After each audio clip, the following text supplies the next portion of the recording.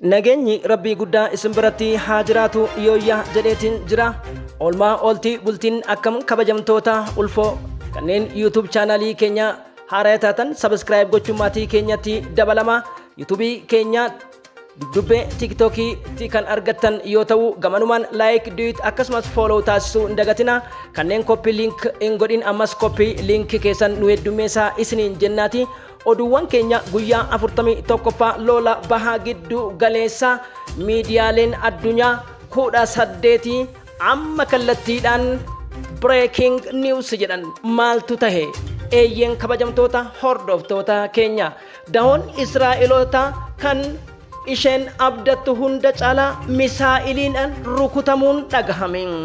Gama biraatiin manni Benjaamin Niyataahuudha Yahudichi gurra addunyaa dhagahuu dide mana isaatti ibiddi bilbilaa qabate. Dhiiroo maali kanas balballoomii oduu keessatti dhaga'u. Gareen fufiinsa paartii Peetren paartii jedhamu Yaayaa Laapidii Israa'elii mormituu paartii Israa'eloota baroottan darban Benjaamin Niyataahuu duraan aangoo qabataa turan saffisaan Benjaamin Niyataahuu aangoo gadhiisuu qaban dhumiinsa lammiiwwan Israa'eliif loltoota Israa'elii akka baalaatti harca'aa jiran kanaaf sababni isa jechuudhaan gabaasa CNN, Al Jazeera, BBC fi The Guardian we have reporter qabanneet jirra.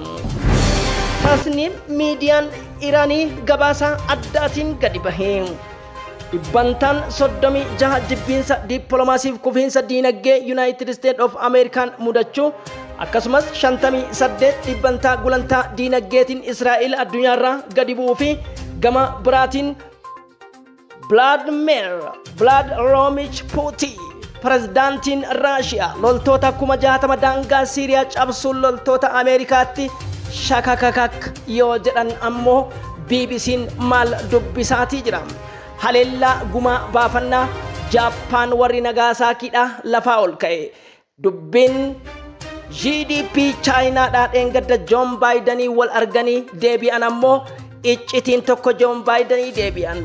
Jalqabaa dogongoraan seenee lola baha giddu galeessa jechuun Biniyaam Niyataahuu wajjin Joon Baayidan jaarsi dullachi afaan qabrii jiru wal dhabdeen isaanii maali? Ani harka keessaa fudhadhi jechuun ajajni loltoota Gaazaa kan Ameerikaa jiran saffisaan sa'a 24 keessatti akka bahan ajajamuu kanas qabanneetiin jirra. Gama biraatiin haleellaa addaa har'a daangaa Iraaq lixaatti dirooniin maleetiin Iraaniin raawwatteen loltoonni Ameerikaa 165 ajjeefamuu kanas breaking news. WeHo Agence France 24 Al Jazeera reporter of The Guardian qabatee jira. Oduu keenya ijoo dhumaatiin ammoo dhaabbanni mootummoota gamtoomanii haal duree tokko malee waraanni Israa'el yeroo hin daangeffamneef lolli dhaabbateetiin Gaazaan tasgabbaa'uun lammiileen qe'eetti akka deebi'an ajaja of eeggannoo fi nyaara bute dabarsuun gama biraatiin ammoo Israa'eliin kan lolchiise Ra'iif Xayyib Ordooga toora tiwutara isaaniitti ammoo Benjaamin Niyataahuun homa barbaadde fidii jedhus Turkiin loltoota ishee kan duraan balbala cabsuuf dhaabbatan sochoosan kan jedhan an gaaddisaa gadaati balballoomii oduuttiin isin deebisa.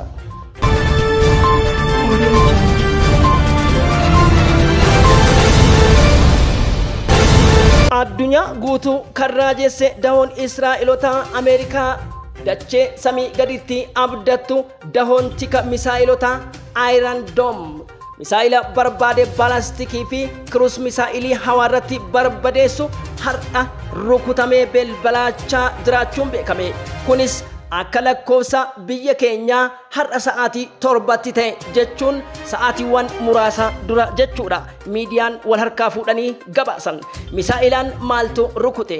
Akkasumas hospitaala cimaa tibba kana haleelaa jirtu Al-Shifaa keessatti hawaasa ol bahee nu waraanaa jira kan jettu Israa'eliin loltoota achi keessan 26 sakatta'iinsaaf seenan achi buuteen isaanii dhaban. Dachiimoo galaanatu liqimse moo gamoo keessatti hidhaman moo sarjariif hospitaala seenan. Egaa kutaa ultrasoundiif laboratorii doktoroota sarjariif opereeshinii dalgan hedduu isaanii didimsitee qabdee ukkaamsitee kan deemte loltoonni isaanii achi buuteen dhabame. Gama biraatiin kibba Gaazaa irraa osoo isaan quban qabnee rookettiiwwan gurguddoon Teel Aviiv irratti rooban waajjira beekamaa telekominikeeshinii Israa'eliidha shakakakak gochuun yoo dhagamu. Israa'el har'as namoota 47 hojjettoota ciccimaa saayibarii dhabuun gadda guddaadha.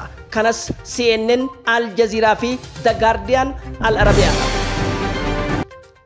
Osoo kun kanaan jiru Israa'el osoo sooftii imimmaanii ijarraan fudhatin sabbar zeenaa kana dhagahaa jirutti ibiddi quwwaa rabbiitiin ka'e mana Benjaamin Niyaataahu muummicha ministeera Israa'elii ballaa gurri hin dhageenye jibba dhala namaatiif qabu jenosaayidii ta'e Benjaamin Niyaataahuun belbele jedhan. Gamoon ajaa'ibaa addunyaa irraa seenaa addaa qabu kun kan seenaa warra juudishotaatiin walitti hidhate manni muummicha ministeera Benjaamin Niyaataahuudha.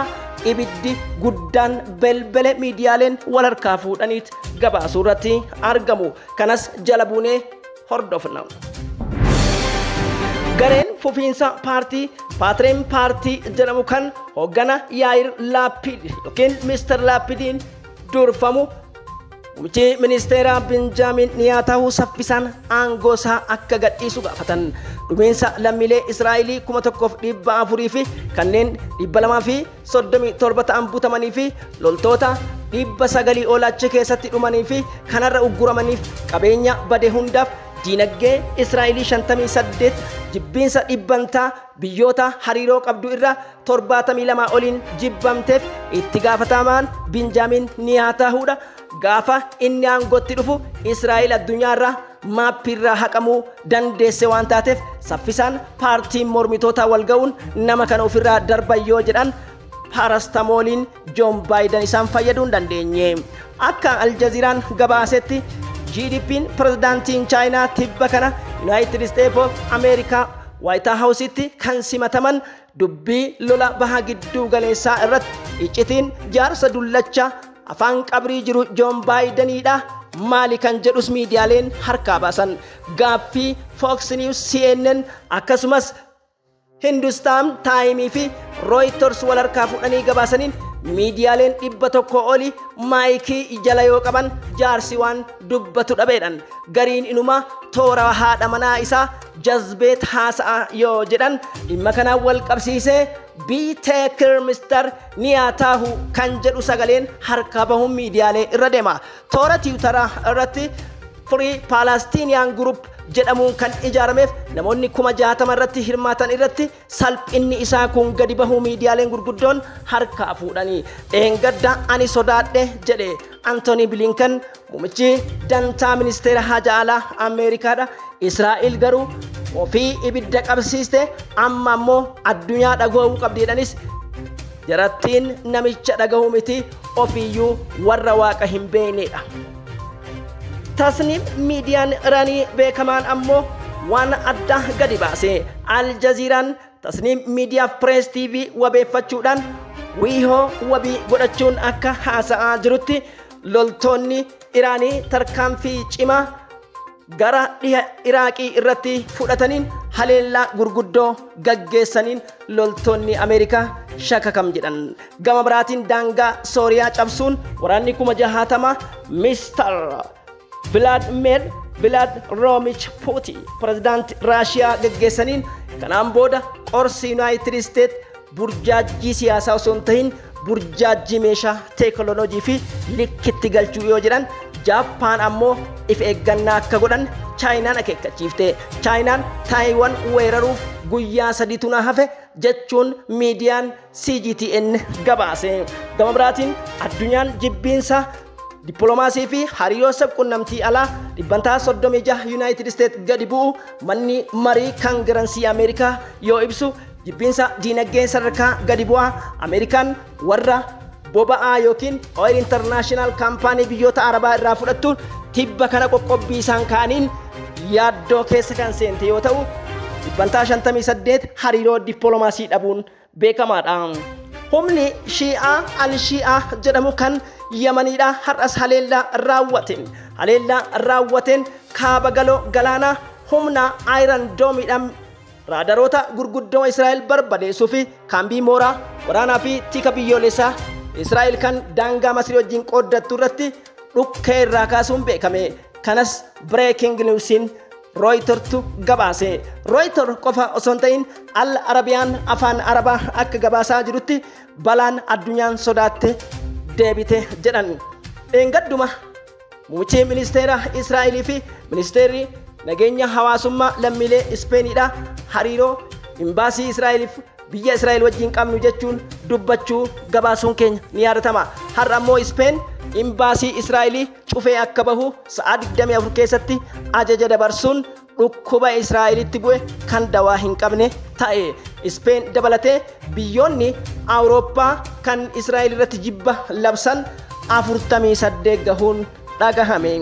Oduu xumuraatiin Israa'el kanaan booda ol jechuu hin qabdu kan jedhan meeshaa Yukireeniif Ameerikaan deeggaraa turte gurguddoo kanneen balastik misaayilii caalan kan Ameerikaa malee eenyuun qabne Hamaas harkatti argamuun tarii Raashiyaatu Yukireen irraa booji'ee kennemoo akkasumas immoo kaampaanicha gurgureen Yuunaayitid Isteetiif gaaffii ta'e. Oduu keenya xumuraatiin dhaabbanni mootummoota gamtoomanii kanneen gurguddoo ta'an hatattamaan Israa'el akka lola dhaabdu yeroon daangeffamneef jechuun ajaja sagalee guutuun murteesse. Oduun keenya amma qabnu kana fakkaata. Horaa bulaa deebana.